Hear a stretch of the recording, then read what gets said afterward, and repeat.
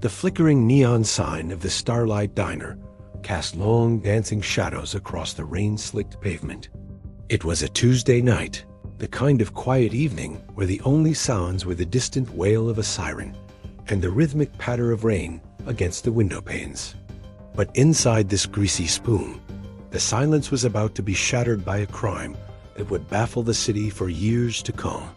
This is the story of the Midnight Diner murder, a case so twisted it feels like something straight out of a Hollywood script.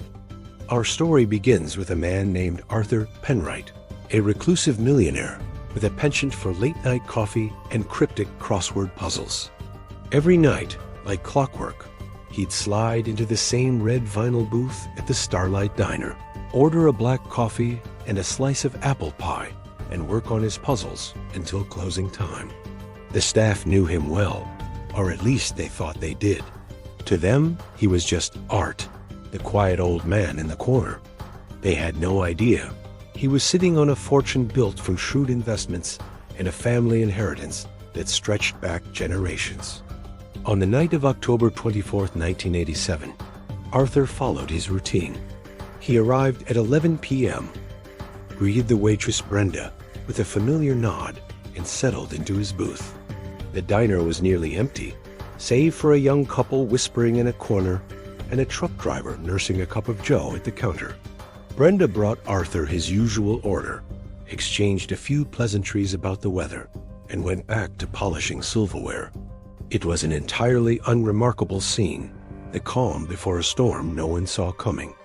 At 1:45 a.m., Brenda started her closing duties. She wiped down the counters, restocked the napkin dispensers, and then turned to Art's booth. From a distance, it looked like he had simply fallen asleep over his crossword, his head resting on the table. It wasn't an unusual sight. He'd dozed off a few times before. Brenda gently shook his shoulder. "Art?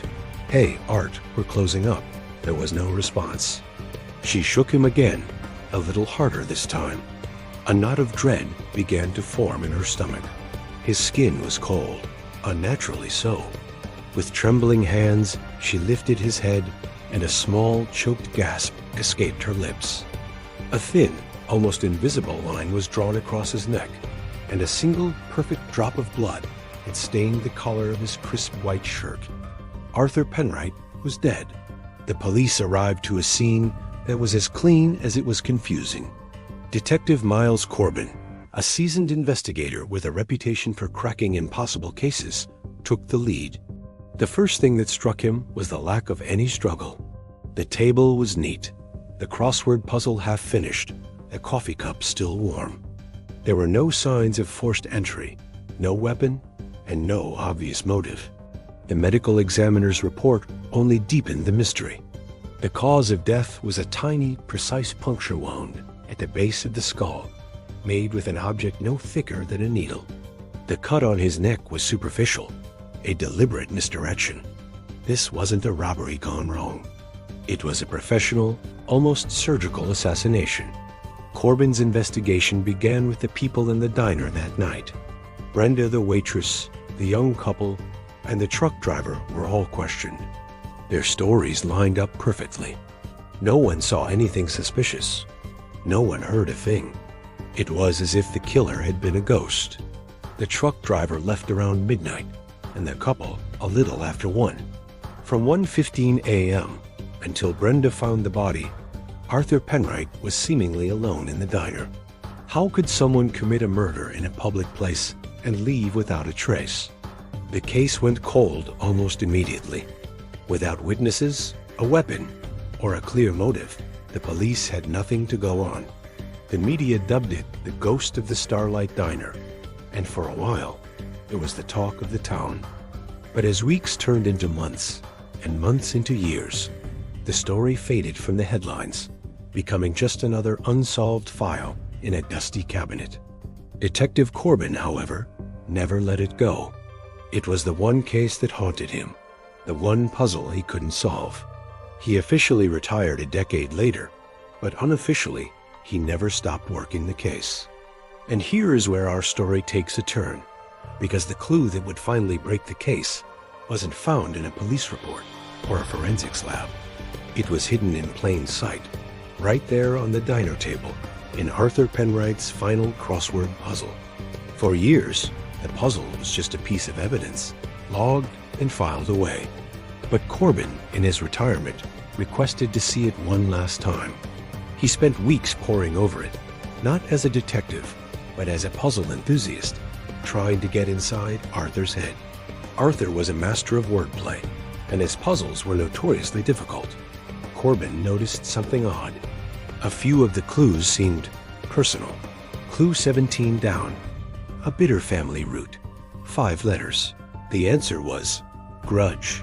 Clue 24 across, an air's breadth from disaster, 7 letters. The answer? Narrow. It was a long shot, but Corbin started to believe that Arthur knew his life was in danger and was leaving a trail of breadcrumbs in the only way he knew how.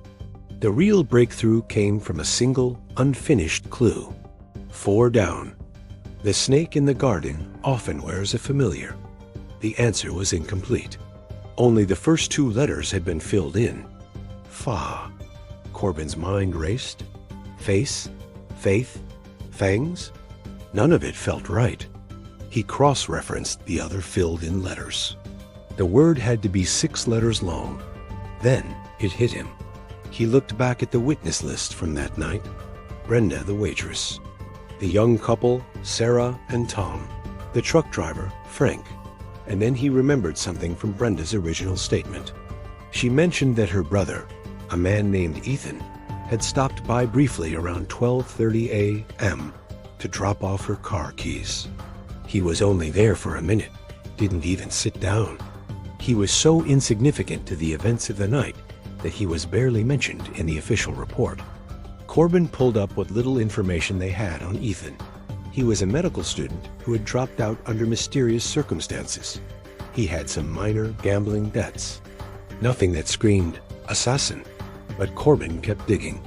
He found that Ethan's full name was Ethan Vance. And Arthur Penright's mother's maiden name? Vance. They were family. Distant cousins, but family nonetheless. With this new information, Corbin started piecing together the hidden family drama. Arthur Penright had an estranged sister who had a son, Ethan. Arthur had cut his sister out of his will years ago after a bitter falling out. Ethan, believing he was entitled to a piece of the family fortune, had grown resentful. He saw Arthur flaunting his wealth, living a life of luxury while he struggled with debt. Now, let's go back to the crossword. 4 down. The snake in the garden often wears a familiar. Corbin wrote down the name. E-T-H-N. It didn't fit. 6 letters were needed. But what if Arthur wasn't writing his name? What if he was describing him? He looked back at Brenda's statement. Her brother, Ethan. Her maiden name was Vance. But Brenda had gotten married a year before the murder. Her married name was Falcone. Falcone. 6 letters. It fit perfectly with the other intersecting words. The snake in the garden wore a familiar Falcone name. The puzzle wasn't a warning. It was an accusation, written in the final moments of Arthur's life. But how did Ethan do it? The answer was as brilliant as it was diabolical. Ethan, the former medical student, knew his anatomy. He used a custom-made air-pressured device, disguised as a pen, to inject a tiny, fast-acting neurotoxin into the base of Arthur's skull. It was painless, silent, and left almost no trace. The needle was so fine, it would be mistaken for an acupuncture needle. To ensure no one would look for a complex poison, he then made the superficial cut on the neck, a classic magician's misdirection. He was in and out in less than a minute, under the guise of dropping off keys for his sister Brenda. Brenda was completely unaware of her brother's plan. She was an unwitting accomplice.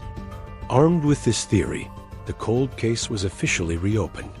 Corbin, now a consultant, guided the new detectives. They re-interviewed Brenda, who, under pressure, admitted her brother had been obsessed with their wealthy relative and had talked darkly about getting what was his. They secured a warrant and searched Ethan's old apartment, long since occupied by others. Tucked away in a ventilation shaft, they found it. A small, pen-like device and a vial containing the residue of a rare plant-based neurotoxin. Ethan Vance, now a seemingly respectable pharmacist in another state, was arrested.